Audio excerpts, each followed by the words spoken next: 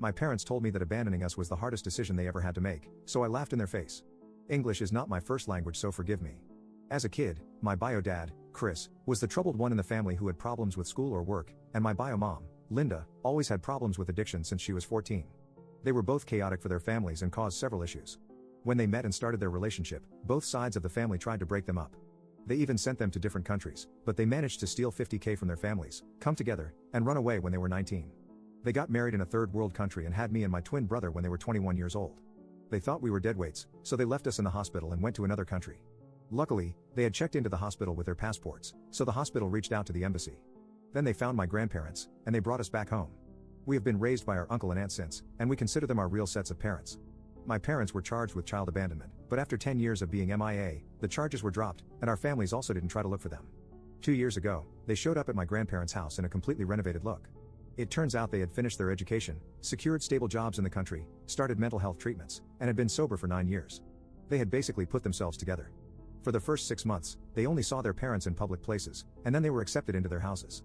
A year later, they met with us when we were 24. My twin brother and I started to build a relationship with them, and we are somewhat cordial right now. Last week, the topic of our abandonment was opened, and Linda said it was the hardest choice they had made.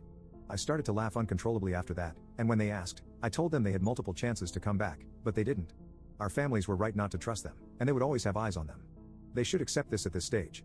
Linda started to cry, and they left shortly. All of the family, except my brother, thinks I am being too cruel, and I should apologize. Still, I think they had to hear the unfiltered truth. Update 1. Some things have happened since that post.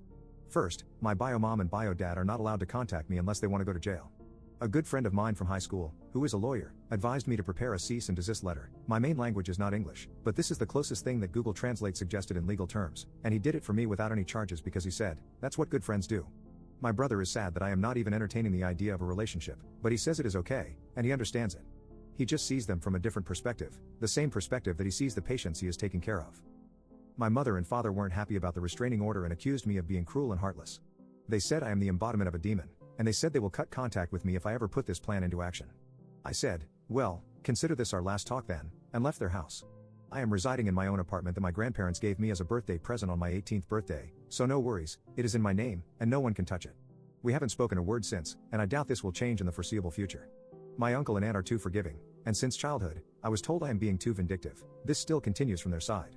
They say that I remind them of my great-grandfather who ruined people's lives just because they did small things wrong to him. I am not going to try to argue with that. My grandparents, though, have understood my perspective, and they said they will respect my boundaries. They also asked me to respect their boundaries to have a relationship, and I agreed. I still love them so much, and I am lucky enough to have compassionate parental figures who can understand where I am coming from. Other extended family members have divided into two. Most of them think I am cruel and don't want to have a relationship with me anymore, other than being civil around each other. Some still want to protect the relationship we have. I can live with this. I am also back in therapy. Thanks to my brother, he arranged a session with the therapist and also an appointment with a psychiatrist in his hospital. So, I am currently back in therapy and have started using antidepressants. It doesn't solve all the problems, but it helps. As for me, my life continues as if my birth parents never showed up. I go to work and have some time to myself on the weekends. I spend time with my friends whenever I can find the time, and I visit my grandparents once every 2 weeks. They live next door to each other. My brother is my next door neighbor, so we eat most of the dinners together when he is not on night shifts. Thanks everyone.